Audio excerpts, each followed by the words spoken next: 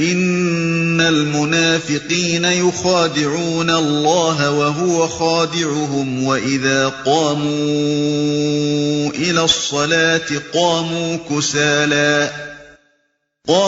كسالى يراءون الناس ولا يذكرون الله الا قليلا۔ یہ منافق اللہ کے ساتھ دھوکے بازی کر رہے ہیں، حالانکہ در حقیقت اللہ ہی نے انہیں دھوکے میں ڈال رکھا ہے۔ جب یہ نماز کے لیے اٹھتے ہیں تو کسمساتے ہوئے محض لوگوں کو دکھانے کی خاطر اٹھتے ہیں اور خدا کو کم ہی یاد کرتے ہیں۔ نبی صلی اللہ علیہ وسلم کے زمانے میں کوئی شخص مسلمانوں کی جماعت میں شمار ہی نہ ہو سکتا تھا جب تک کہ وہ نماز کا پابند نہ ہو۔ جس طرح تمام دنیاوی جماعتیں اور مجلسیں اپنے اجتماعات میں کسی ممبر کے بلا عذر شریک نہ ہونے کو اس کی عدم دلچسپی پر محمول کرتی ہیں اور مسلسل چند اجتماعات سے غیر حاضر رہنے پر اسے ممبری سے خارج کر دیتی ہیں، اسی طرح اسلامی جماعت کے کسی رکن کا نماز باجماعت سے غیر حاضر رہنا اس زمانے میں اس بات کی سری دلیل سمجھا جاتا تھا کہ وہ شخص اسلام سے کوئی دلچسپی نہیں رکھتا، اور اگر وہ مسلسل چند مرتبہ جماعت سے غیر حاضر رہتا تو یہ سمجھ لیا جاتا تھا کہ وہ مسلمان نہیں۔ اس بنا پر سخت سے سخت منافقوں کو بھی اس زمانے میں 5 وقت مسجد کی حاضری ضرور دینی پڑتی تھی، کیونکہ اس کے بغیر وہ مسلمانوں کی جماعت میں شمار کیے ہی نہ جا سکتے تھے۔ البتہ جو چیز ان کو سچے اہل ایمان سے ممیز کرتی تھی وہ یہ تھی کہ سچے مومن ذوق و شوق سے آتے تھے، وقت سے پہلے مسجدوں میں پہنچ جاتے تھے، نماز سے فارغ ہو کر بھی مسجدوں میں ٹھہرے رہتے تھے، اور ان کی ایک ایک حرکت سے ظاہر ہوتا تھا کہ نماز سے ان کو حقیقی دلچسپی ہے۔ بخلاف اس کے اذان کی آواز سنتے ہی منافق کی جان پر بن جاتی تھی، دل پر جبر کر کے اٹھتا تھا، اس کے آنے کا انداز صاف غمازی کرتا تھا کہ آ نہیں رہا بلکہ اپنے آپ کو کھینچ کر لا رہا ہے۔ جماعت ختم ہوتے ہی اس طرح بھاگتا تھا گویا کسی قیدی کو رہائی ملی ہے، اور اس کی تمام حرکات و سکنات سے ظاہر ہوتا تھا کہ یہ شخص خدا کے ذکر سے کوئی رغبت نہیں رکھتا۔ مذبذبین بین ذلک لا الہ ہؤلاء ولا الہ ہؤلاء ومن يضلل اللہ فلن تجد له سبیلا۔ کفر و ایمان کے درمیان ڈاوا ڈول ہیں، نہ پورے اس طرف ہیں نہ پورے اس طرف، جسے اللہ نے بھٹکا دیا ہو اس کے لیے تم کوئی راستہ نہیں پا سکتے۔ یعنی جس نے خدا کے کلام اور اس کے رسول کی سیرت سے ہدایت نہ پائی ہو، جس کو سچائی سے منحرف اور باطل پرستی کی طرف راغب دیکھ کر خدا نے بھی اسی طرف پھیر دیا ہو جس طرف وہ خود پھرنا چاہتا تھا، اور جس کی ضلالت طلبی کی وجہ سے خدا نے اس پر ہدایت کے دروازے بند اور صرف ضلالت ہی کے راستے کھول دیے ہوں، ایسے شخص کو راہ راست دکھانا در حقیقت کسی انسان کے بس کا کام نہیں ہے۔ اس معاملے کو رزق کی مثال سے سمجھیے۔ یہ ایک حقیقت ہے کہ رزق کے تمام خزانے اللہ کے قبضہ قدرت میں ہیں۔ جس انسان کو جو کچھ بھی ملتا ہے اللہ ہی کے ہاں سے ملتا ہے، مگر اللہ ہر شخص کو رزق اس راستے سے دیتا ہے جس راستے سے وہ خود مانگتا ہو۔ اگر کوئی شخص اپنا رزق حلال راستے سے طلب کرے اور اسی کے لیے کوشش بھی کرے تو اللہ اس کے لیے حلال راستوں کو کھول دیتا ہے، اور جتنی اس کی نیت صادق ہوتی ہے اسی نسبت سے حرام کے راستے اس کے لیے بند کر دیتا ہے۔ بخلاف اس کے جو شخص حرام خوری پر تلا ہوا ہوتا ہے اور اسی کے لیے صحیح کرتا ہے، اس کو خدا کے اذن سے حرام ہی کی روٹی ملتی ہے، اور پھر یہ کسی کے بس کی بات نہیں کہ اس کے نصیب میں رزق حلال لکھ دے۔ بالکل اسی طرح یہ بھی حقیقت ہے کہ دنیا میں فکر و عمل کی تمام راہیں اللہ تعالیٰ کے اختیار میں ہیں۔ کوئی شخص کسی راہ پر بھی اللہ کے اذن اور اس کی توفیق کے بغیر نہیں چل سکتا۔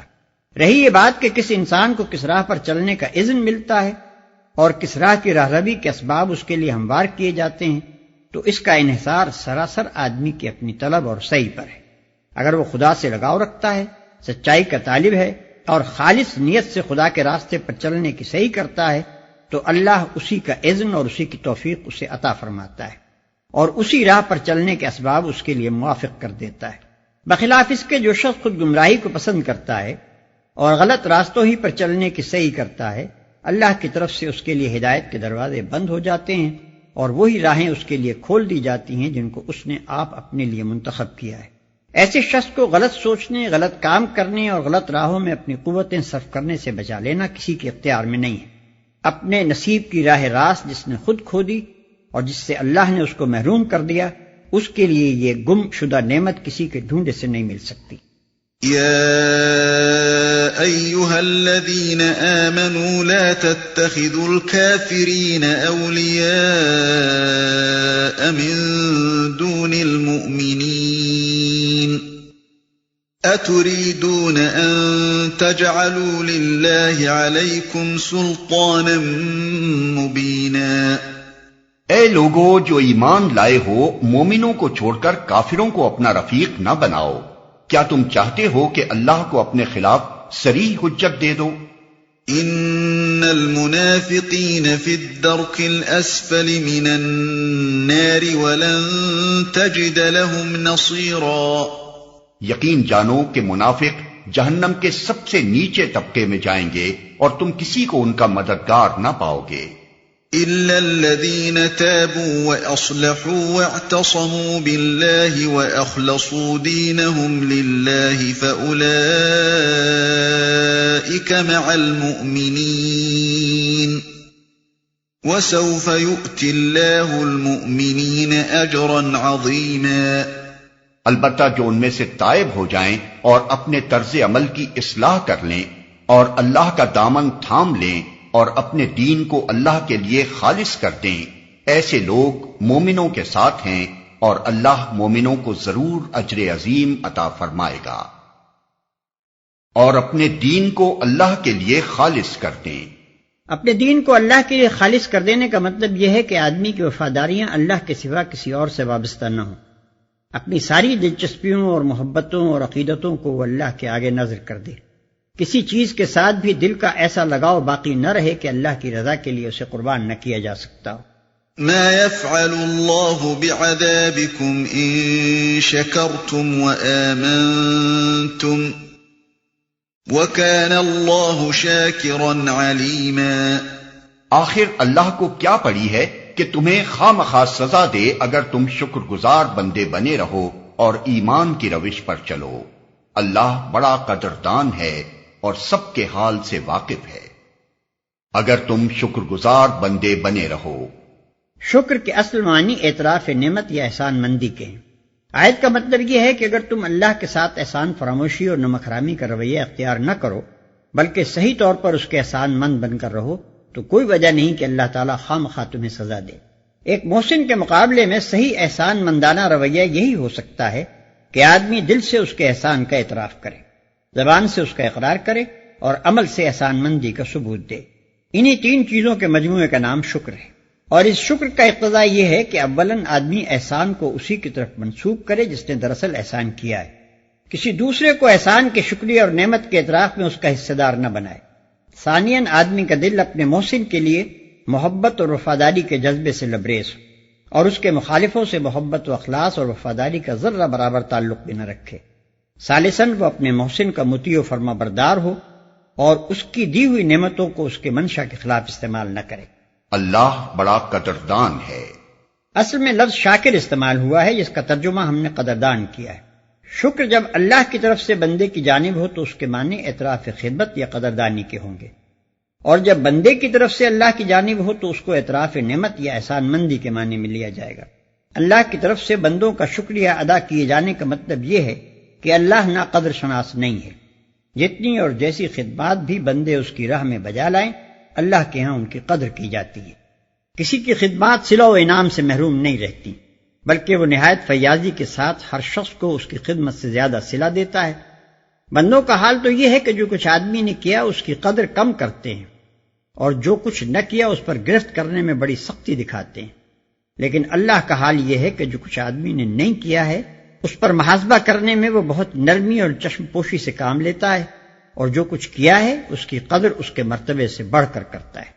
لا يحب الله الجهر بالسوء من القول إلا من ظلم وكان الله سميعا عليما۔ اللہ اس کو پسند نہیں کرتا کہ آدمی بدگوئی پر زبان کھولے الا یہ کہ کسی پر ظلم کیا گیا ہو، اور اللہ سب کچھ سننے اور جاننے والا ہے۔